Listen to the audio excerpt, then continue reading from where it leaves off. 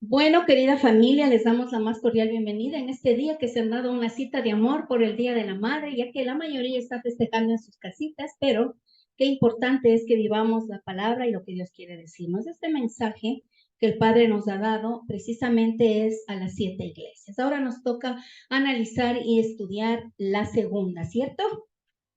Vamos a ver, ¿qué les habló la primera? ¿Quién se acuerda, por favor? Del primer amor. Siempre Cari es la más atenta. Vamos a ver. Ahora nos corresponde, querida familia, en esta postdata de amor, la iglesia de Esmirna. Vamos a ver lo que le dice el Señor, porque recuerde que es una carta que nos ha dejado. Nuevamente tenemos el esquema general de las cartas. Está el saludo al ángel de la iglesia que está y vamos a ver las 7 iglesias, ¿no? Un título de Cristo glorificado. Siguiente, la palabra yo conozco, es decir, todas estas cartas van a tener estas características, ¿ya? Las cartas a las 7 iglesias. Recuerde que dijimos que cada iglesia somos nosotros, es nuestra conducta, es nuestra actitud como hijos de Dios. También tiene una crítica que nos va a hacer el Señor, una advertencia, una exhortación que comienza con la palabra, el que tiene oído, oiga. Y tenemos una promesa que comienza con la expresión, al que venciere, yo le daré. Así que si estamos aquí, es que somos vencedores, ¿sí o no? Por supuesto que somos vencedores.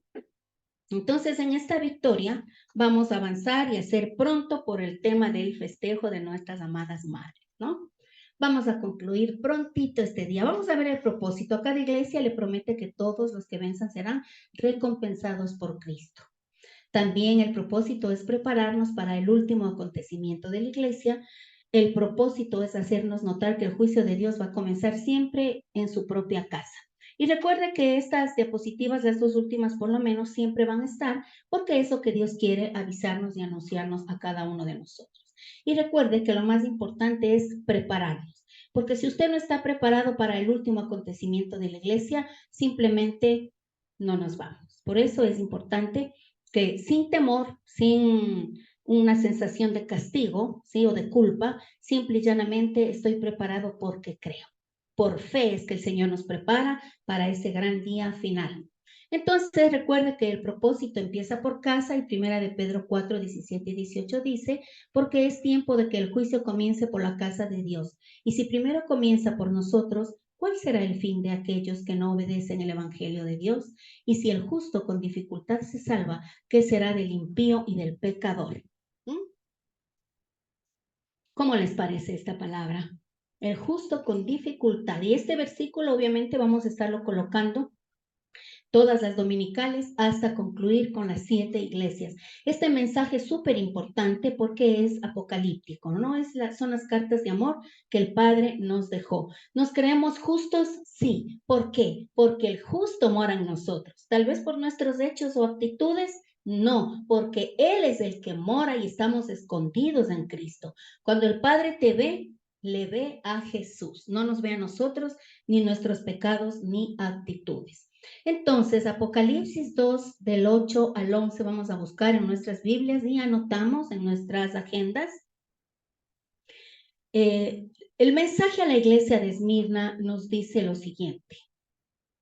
Y escribe al ángel de la iglesia en Esmirna, el primero y el postrero. El que estuvo muerto y vivió, dice esto. Yo conozco tus obras y tu tribulación y tu pobreza, pero tú eres rico.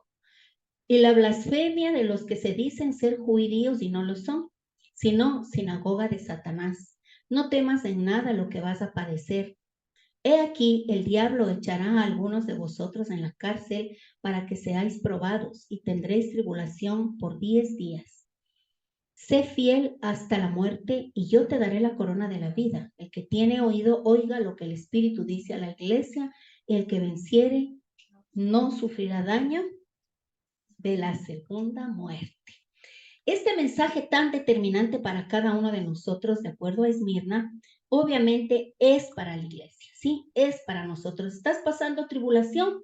¿Estás pasando necesidades? ¿Estás pasando confusiones mentales, confusiones de salud, confusiones familiares? Sí, es normal. Lo que dice el Señor es que resistas, que no reniegues ser quien eres, que somos hijos de Dios. No importa lo que estemos pasando, es dentro de lo que cabe, es normal dentro de lo que nuestro amado Señor Jesucristo nos está diciendo. Entonces la iglesia en Esmirna dice que nos ha sido dejada como un ejemplo de fidelidad al Señor en medio de la persecución y el sufrimiento.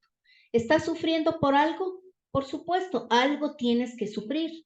Y si no, por favor, pídele al Señor que quieres sufrir, porque es necesario. El sufrimiento nos forma, el quebranto nos hace subir de nivel. ¿Cierto? Para la obediencia. Dice que, de hecho, a diferencia de las demás cartas que el Señor envió a otras iglesias de Asia, solo en el caso de esta, de Esmirna y Filadelfia, no encontramos palabra de condenación para ellas. Es decir, si estás tú padeciendo un sufrimiento, no es que el Señor tras palos te va a dar piedras, no, porque es consciente de lo que estamos pasando, ¿sí? Entonces, este tipo de actitud de Esmirna, que es para el creyente, tenemos que determinar si es que tú eres un perseguido. A veces en casa es difícil, en el trabajo es difícil, en la familia, a veces con el esposo, no todas o todos tienen la familia completa en el evangelio y nos produce persecución, pero también te va a producir aflicción. Si estás pasando una duda, un dolor, una indecisión, acusaciones, falta de perdón, enfermedad, lo que sea que nos esté afectando, gloria a Dios. ¿Sabes por qué? Porque eso nos forma, eso determina este carácter y esta conducta que quiere Dios para nosotros. ¿Por qué? Porque dice que a esta no le vio ninguna, no le llamó la atención, no le hubo la exhortación, porque está ya sufriendo, está padeciendo. Entonces el Señor, si ya te ve en proceso de sufrimiento, te va a dar una corona, pero no tenemos que desistir. Insista, persista y nunca desista, ¿no es cierto? Insista, persista y nunca desista. La ciudad de Esmirna, dice que Esmirna disputaba a Éfeso su posición como primera ciudad de Asia, es decir, no era cualquier cosa tampoco, era una ciudad marítima, era un puerto, era importante, era muy grande. Su importancia se debía en gran medida a la posición de su excelente puerto, que le convertía en un privilegiado centro comercial en la ruta directa que mantenía India-Persia con Roma. Es decir, usted como creyente, ¿sí? Como iglesia que somos, ¿usted cree que somos cualquier cosa? No, somos hijos de Dios. Y no interesa la condición, el entorno, la gente, el trabajo, la adversidad. No importa, no importa dónde vives, cómo vives, porque tú lo haces a tu lugar. Tú haces a tu trabajo, tú haces a tu ambiente y a tu entorno, al cubículo que te dieron, tú le haces un lugar glorioso o un lugar de muerte. Tú le haces un lugar de bendición o le haces un lugar de maldición. Tú, porque está en tus manos, porque está en tu poder, está en tu lengua. Dice que la gran variedad de monedas encontradas por los arqueólogos en la ciudad nos hace pensar que fue una ciudad rica y próspera. Sí, entonces no se trata de dinero. Se trata de mentalidad, porque la mentalidad está en tu cabeza, la pobreza está aquí. Mire, encontraron tanto dinero, pero dice en Apocalipsis le dice, eres pobre, y entre paréntesis la palabra dice, pero eres rica. ¿Por qué cree? Qué impresionante, ¿no? Vamos entonces a desglosar lo que el Señor dice. La fundación de esta iglesia de la ciudad, absolutamente como fundación eclesial, no se sabe mucho, pero se supone que tuvo lugar cuando Pablo estuvo predicando en Éfeso. En Hechos 19:10 dice, por espacio de 2 años, de manera que todos los que habitaban en Asia, judíos y griegos, oyeron la palabra de Dios. ¿Por qué? Porque el apóstol Pablo estuvo en Éfeso enseñando y la influencia del apóstol llegó a Esmirna, que eran ciudades juntas, marítimas, grandes, importantes. Entonces, lo que nos da a pensar, ¿dónde está tu influencia? Si tú estás en el primer piso de tu oficina o de tu trabajo y en el 10º piso habrá influencia de lo que eres, tiene que haber. Tiene que haber influencia de lo que eres, de lo que haces, de cómo piensas. Así se burlen, así se opongan, así te digan la aleluya, ya viene la papito Dios, ahí está la amén y amén, la gloria a Dios ya llegó. No importa. Mire, eso es parte de la persecución. pero que luego dice que el Señor nos va a dar grandes gratificaciones. No interesa lo que hoy estemos viviendo, porque recuerde que para Esmirna es la gloria de Dios que Él nos da como iglesia perseguida, como iglesia sufrida. Hay muchas veces que tenemos pesares y dolores y uno dice desde la adolescencia, desde joven, desde que me casé, bueno, pero tienes marcado en tu mente y dices, wow, ya no aguanto, son tantos años, es tanto tiempo con esta aflicción, mi Dios, ya no soporto. Resiste. Resiste porque falta poco. El Señor tiene en mente los tiempos son de Él. No te dejará desamparado. No hay justo, dice la palabra, que mendigue pan. Su descendencia jamás verá maldición. Esto es lo que nos promete el Señor. Muy bien, dice que más tarde Esmirna fue conocida en el cristianismo primitivo por la figura de Policarpio, un discípulo de ¿quién? De Juan. Y aquí asoma, imagínate que Esmirna también fue impactada por una imagen del apóstol Juan, porque dice que este Policarpo fue discípulo de Juan. Recuerda que él fue el que vio la visión. A él se le dio la visión, el Señor se le acercó, sí, a su discípulo, a Juan, por las características que vimos en el introductorio. Si usted no vio el introductorio, entonces va a YouTube, ahí está, ¿no? El introductorio, porque vemos quién fue él, lo que hizo, lo que tuvo que dejar. Siendo tan joven, se consagró a Dios siendo adolescente y es por eso que le amaba. No le amaba porque tenía nada especial. De hecho, dice en los estudios que era un poquito inmaduro, era iracundo, pero porque era joven, porque era niño, porque era un adolescente. Entonces, ¿cuánto ama Dios lo que tú estás haciendo con tus hijos? De una manera contundente le estás introduciendo al evangelio, hermanitos, nietos o hijos, les estamos permitiendo vivir esta magnificencia del apóstol Juan. Este impacto de él llegó a Esmirna, la predicación de él. Dice que fue el obispo de la iglesia en Esmirna y también fue entregado por algunos judíos de las autoridades romanas en el año 155 después de Cristo, y la historia nos cuenta que él fue fiel hasta la muerte. La pregunta dice, ¿cómo está tu fidelidad a Cristo? Pregúntele a su hermano, por favor.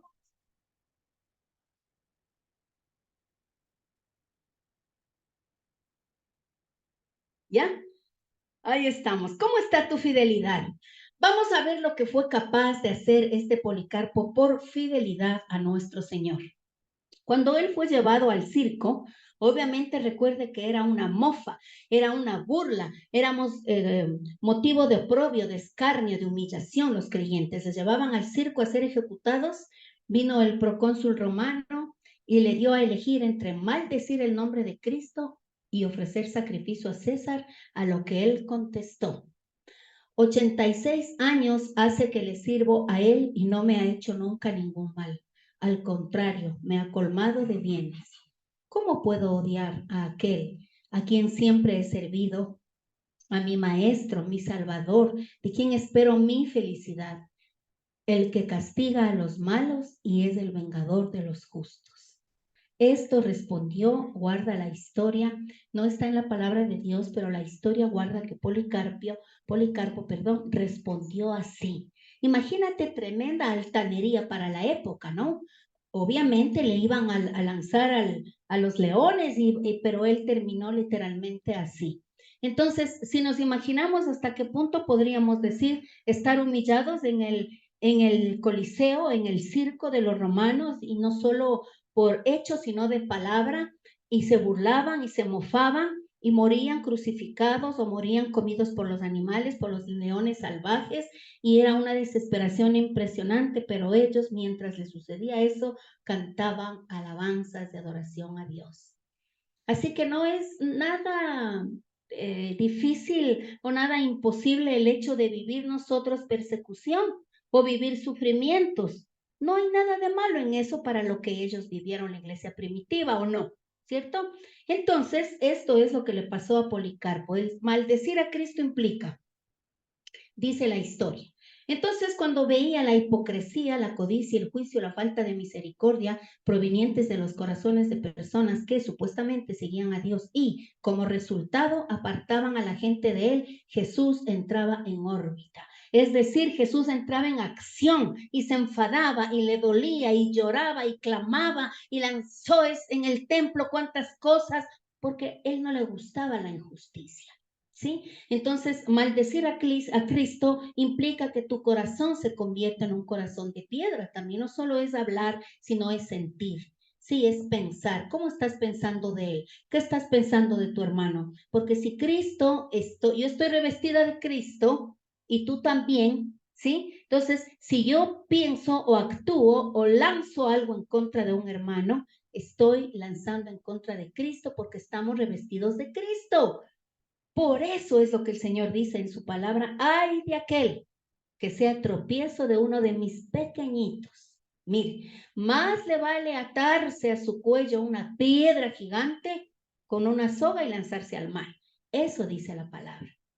¿Ves? Entonces no podemos lanzar porque lo estamos haciendo con Jesús. Esto es lo que nos está diciendo. Y precisamente el maldecir implica también esto. Recuerde que vimos nosotros en algún análisis Proverbios 6:16, las cosas que aborrece el Señor, y precisamente coincide la palabra al decir que esto también es maldecir, la actitud que estima a uno y desecha a otro, o sea, acepción de personas, la lengua mentirosa, las manos que derraman sangre, el corazón que hace planes perversos, los pies que corren a hacer el mal, el falso testigo que esparce mentiras o medias mentiras, el que siembra discordia o rumores entre sus hermanos.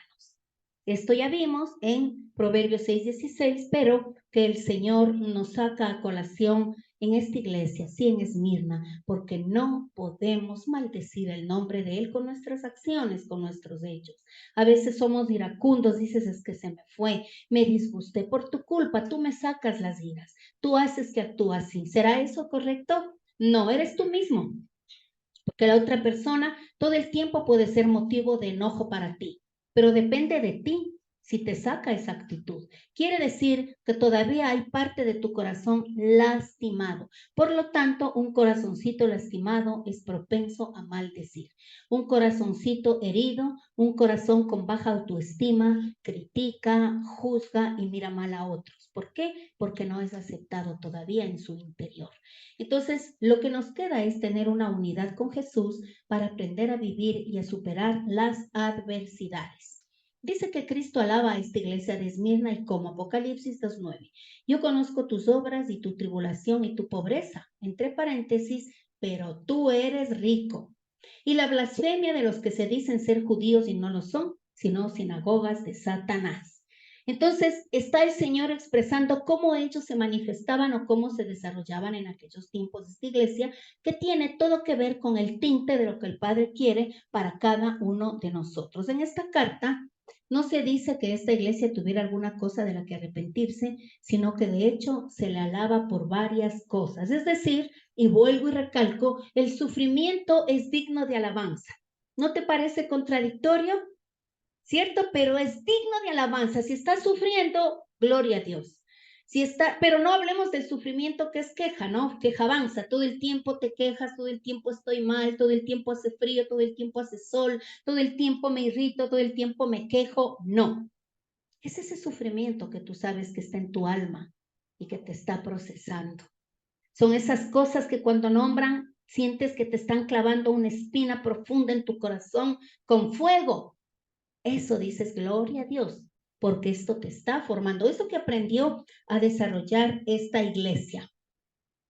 El versículo comienza haciendo notar que Jesús conoce bien no solo a los suyos, sino también la maldad de sus enemigos. Por eso Él le dice: yo sé lo que has vivido y yo sé lo que estás pasando. ¿Crees tú que para Dios tus enemigos son invisibles? No, pero Él sabe hasta dónde y hasta cuándo tú vas a resistir, porque te está procesando y es importante que seamos procesados. Vamos a ver, ¿cuáles de estas cosas son las que el Señor conocía de ellos? Primero, conocía el Señor que habían sufrido tribulación de parte de los judíos. Entonces se dice que los judíos de las sinagogas, no es que para ellos era extraño, pero les humillaban, les fastidiaban, querían que sean judaizantes, sí, pero ellos ya no practicaban el judaísmo porque se convirtieron en cristianos, en hijos de Dios. Les amaneció el evangelio. Imagínate cuán importante es que el judío entienda que vino el Mesías Salvador, cuando hasta hoy por hoy están esperándole por primera vez, en tanto que nosotros por segunda vez. Bien, también dice que conocía que era una iglesia pobre pero rica. Dice que seguramente los creyentes de Esmirna eran personas de condición humilde, pero que también esta condición, no hablando de economía, sino de que valoraron mucho más el tema espiritual. Valoraron todo lo que implica dones y talentos, porque el Señor le dice, pero mira que tú eres rico. Entonces, no importa el tamaño de la iglesia, no importa el tamaño del físico de tu iglesia, lo que importa es que estés procesándote, desarrollando dones y talentos y que el Espíritu Santo esté dentro de ti. El bautismo del Espíritu Santo es lo que conocía muy bien esta iglesia. Desarrollaron dones, talentos, servicio, hablaban con el Señor, tenían una comunión con el Espíritu Santo impresionante. Es decir, el interior, el espiritual de estas personas era muy valeroso para Cristo. Entonces conocía que eran ricos, pero en el espíritu. Vamos a ver, ¿quién sabe qué dones espirituales tiene? ¿Sabes? Claro, ¿conoces tus dones espirituales? Eso es importante. Los dones espirituales, familia. Habíamos estado pensando y que el Señor nos guíe el Espíritu Santo. Estamos orando para que confirme tener una noche de sanidad, una noche del Espíritu Santo, porque es importante que nosotros mantengamos este consuelo, este crecimiento, esta unidad y que los dones espirituales sean desarrollados y multiplicados. Por lo menos el don de sanidad, sí, que es el que más necesita la gente. Dice que nos lleva esto a pensar que la fidelidad a Cristo implicó no solo tribulación, sino también en muchos casos pobreza material. Sin embargo, esta pobreza material no es un factor que pueda impedir o limitar una vida cristiana en plenitud. Más bien, en muchas ocasiones sirve para fortalecerla. Con frecuencia, tener abundancia de bienes materiales es un impedimento en la vida espiritual, como más adelante nos mostrará la carta a la iglesia de la Odisea.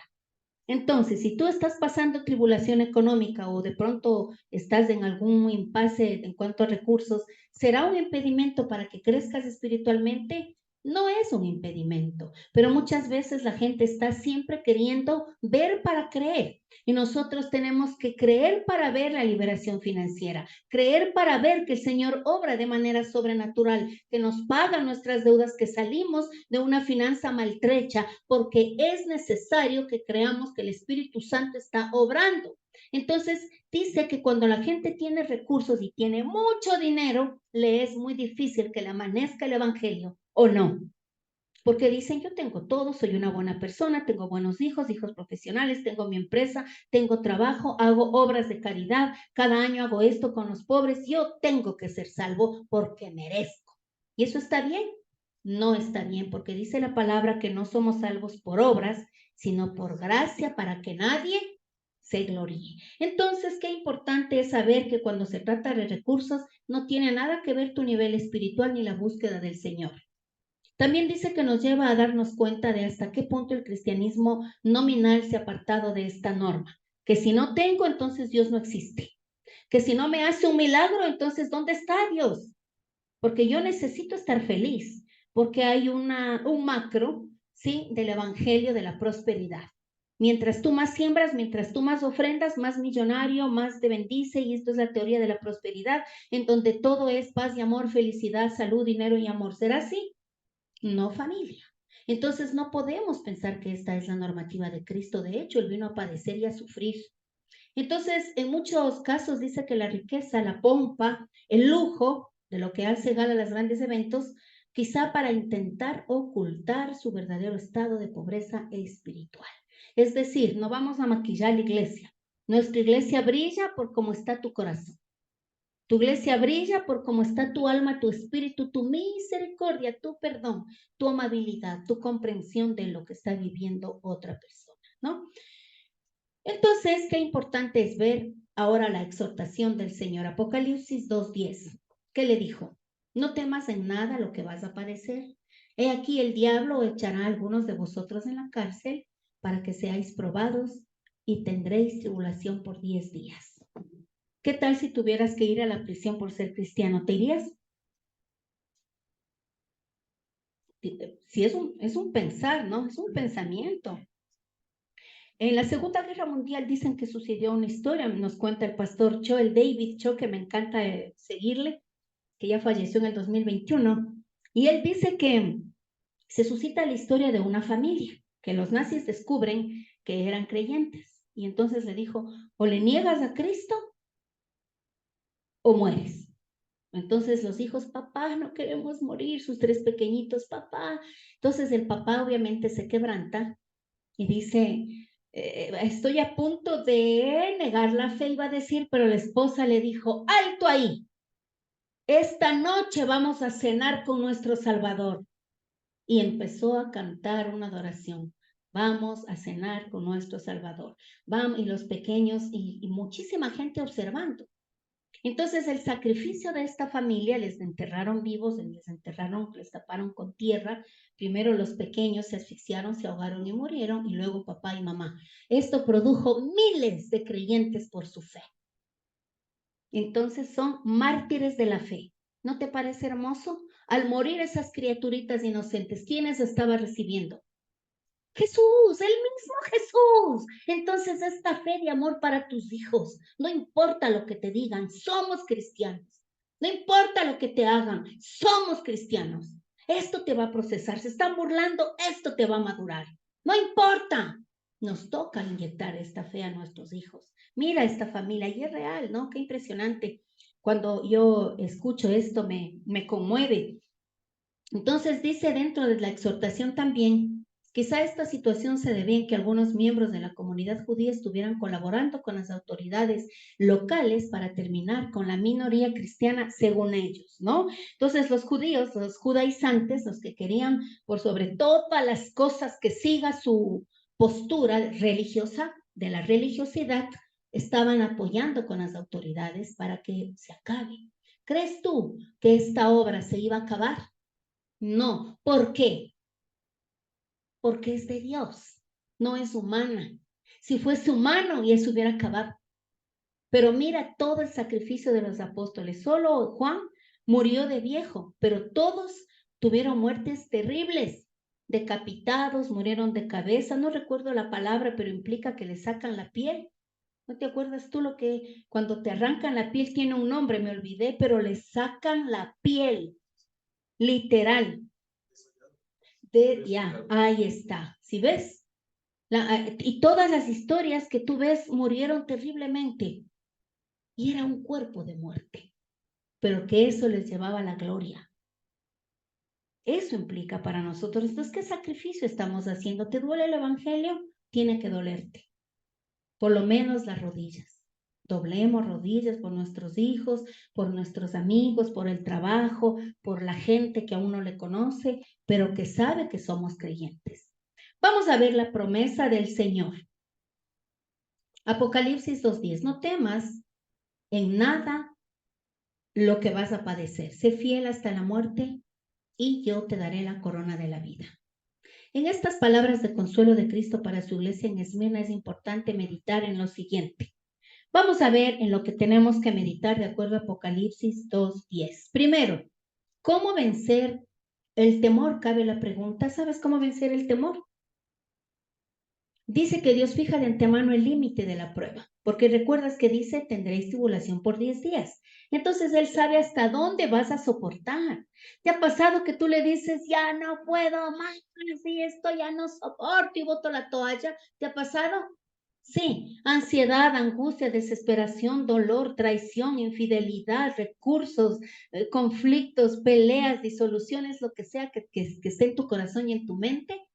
El Señor sabe hasta dónde. Si tú hoy le dices, realmente ya no más, papá, ya no puedo más. Él sabe el día, la hora y el momento en que te suelta o te saca de ese hueco en el que estás emocional o espiritualmente o económicamente viviendo, porque Él sabe hasta dónde tú vas a resistir.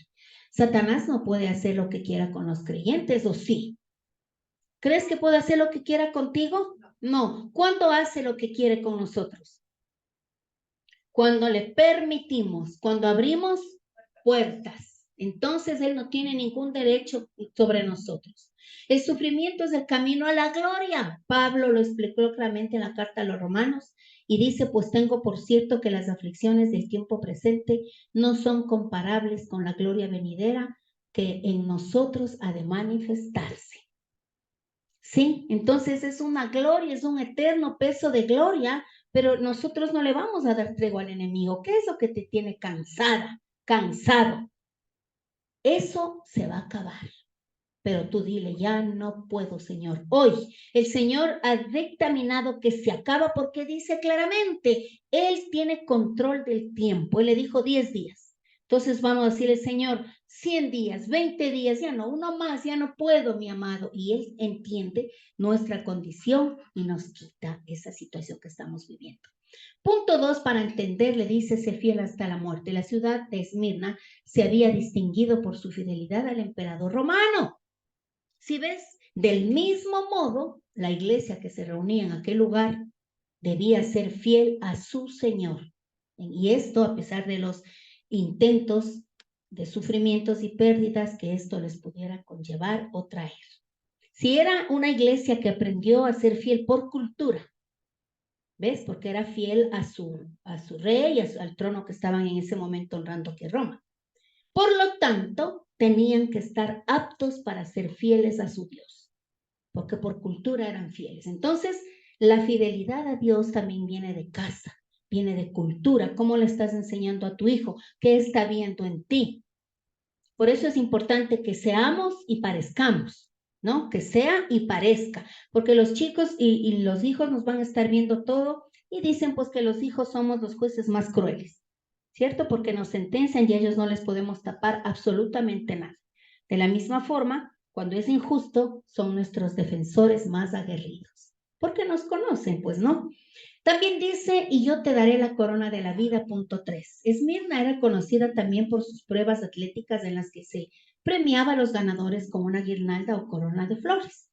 Es por eso que el Señor les da este mensaje, porque ellos entendían el lenguaje. Dios no te va a hablar a ti en un lenguaje que no conoces. El Padre les habló a ellos en el lenguaje que estaban dispuestos a entender. Y es por eso que el Señor habla de coronas.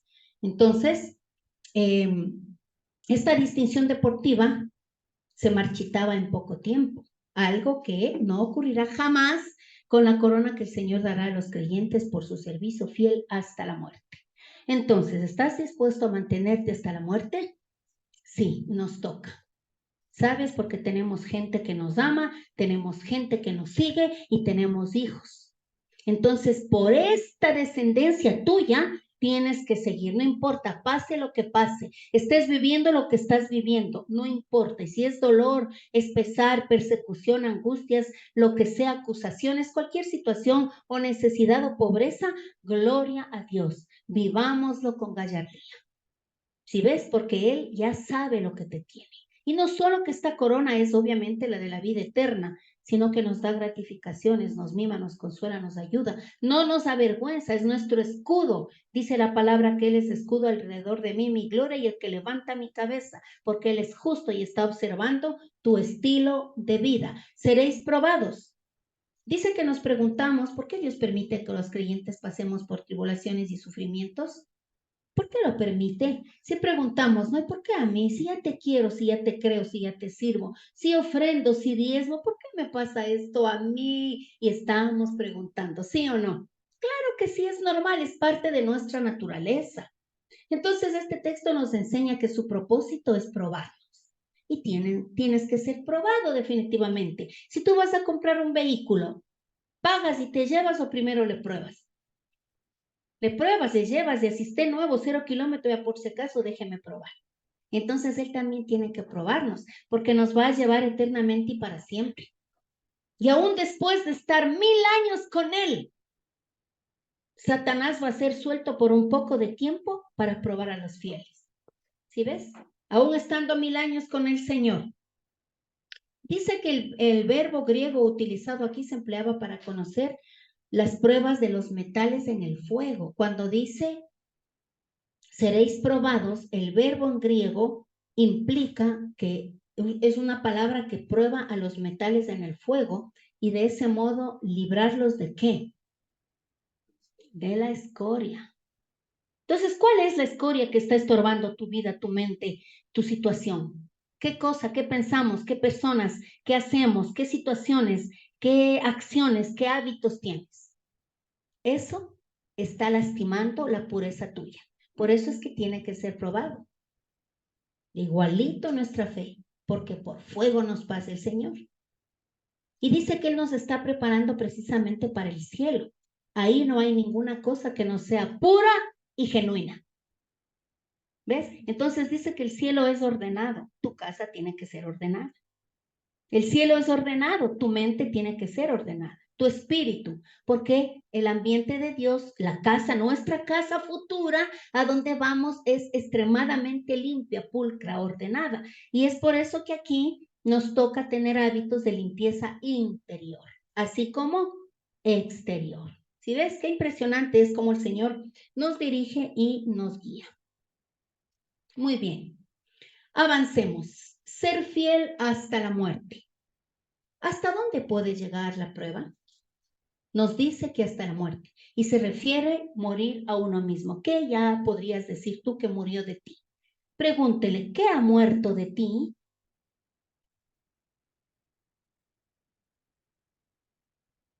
¿Qué te responde?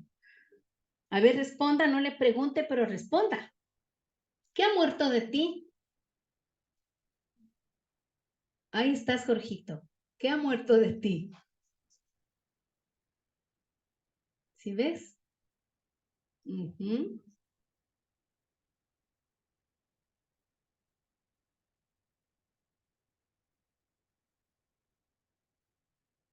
Ahí nos prueba, ¿no? El Señor, ¿qué ha muerto de mí? ¿Qué ha muerto? Y te digo algo, como semillas de Cristo que somos, tenemos que morir todo, 100%. Con Cristo estoy juntamente crucificado. Ya no vivo yo, mas Cristo vive en mí. O sea, ya mueres, tú ya has muerto a ciertas situaciones, pasiones, pensamientos, actitudes, carácter, conducta, anhelos, deseos, todo aquello que es humano, que es carnal. Así no sea, wow, es un pecado sucio, horrible. No, no necesariamente. Pero son situaciones humanas que sobreponen quién tengo que ser en Cristo. Entonces, ahí está la pregunta, si es que hemos muerto o no. En algunas ocasiones puede ser la pérdida de algo o de alguien. En otras puede suponer la marginación, el desprecio, la burla. Tiene que morir. Porque muchas veces nosotros nos podemos sentir afectados por algo. Para ti ese algo puede ser bullying, pero para mí ya no, porque hemos procesado. Entonces, padres procesados, hijos procesados, definitivamente, porque ellos ya te vieron. Intrínsecamente ya está en la memoria del hijo, en esa memoria inconsciente, porque vio a papá, porque vio a mamá que se revolcó, pero se levantó. Si ves que salió del conflicto, que pasó la prueba, y ellos están absorbiendo absolutamente todo. Y eso es lo que hace la diferencia, que tú y tu casa le sirvamos a Dios en este sentido de que no somos perfectos, pero que sí aprendimos a depender de Dios. Y que cada día a la vez tú cambias algo. Tu hijo tiene que ver que ese día tú cambiaste algo. Y eso es importante. Bien, una promesa para el que venciere. Apocalipsis 2:11. El que tiene oído, oiga lo que el Espíritu dice a la iglesia. El que venciere no sufrirá daño de la segunda muerte. ¿Por qué tú crees que el Señor siempre oiga, oiga, oiga? El que tiene oído, oiga. Porque nacemos, recuerde que la sangre de Cristo fue antes de esta temática y ya se supone que quitó tapón de nuestros oídos espirituales.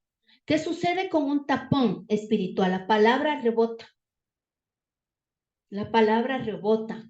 Pero estoy en un estudio espectacular de lo que implica el logos de Dios y el rema de Dios.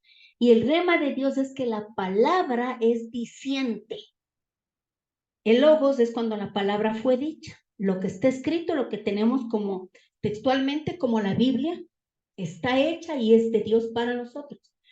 Pero cuando tú oyes, el que tiene oído, oiga, es porque procesó en ti, y el rema es la palabra que te dice, te vuelve a decir y habla a tu espíritu y tú buscas esa respuesta.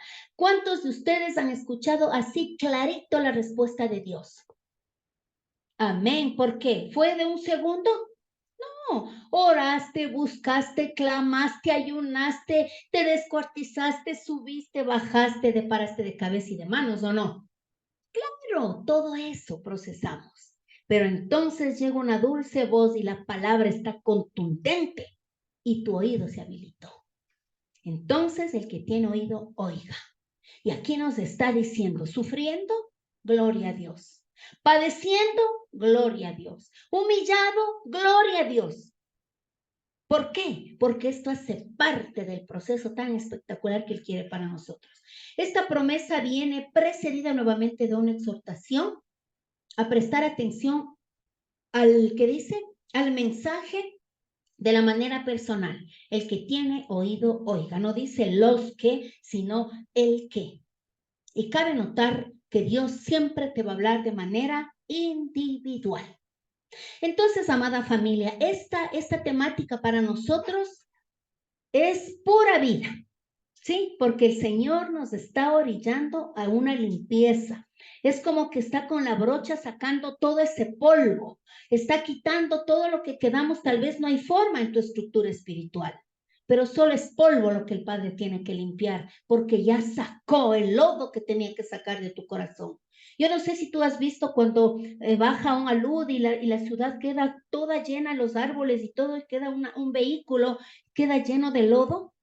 Pero si pasa manguera o pasas brocha, da la forma y sale la estructura que está ahí oculta.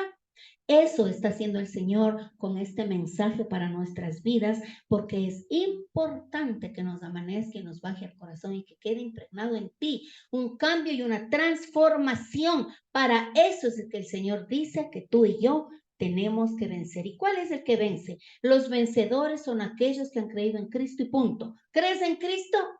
Gloria a Dios. De ahí en adelante, todo es fácil, porque estás, pero no te sueltes, estás aferrado a Él y no podemos soltarnos de su mano porque definitivamente nos puede ir mal. ¿Ok?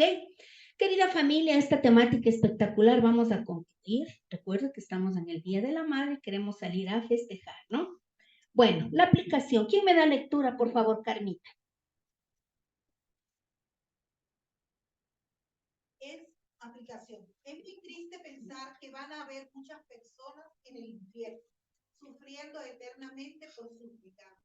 Pero Dios no puede hacer otra cosa. Sería tremendamente injusto que Dios obligara a personas que durante toda su vida han dicho que no quieren saber nada de Dios, a que pasen la eternidad entera adorando a un Dios a quien no aman ni reconocen. Finalmente tendrán lo que han deseado, teniendo que vivir durante toda la eternidad separados de la gracia, la misericordia y el amor de Dios. Y por supuesto, la muerte segunda es muchísimo peor que la primera. Gloria a Dios, y esta advertencia nos da como un miedito, pero por su misericordia salvo soy, ¿no? Por misericordia Él somos salvos, amada familia. Qué hermoso este tema, pues la próxima semana, misma hora, mismo canal, estaremos, sí, avanzando en esta temática espectacular.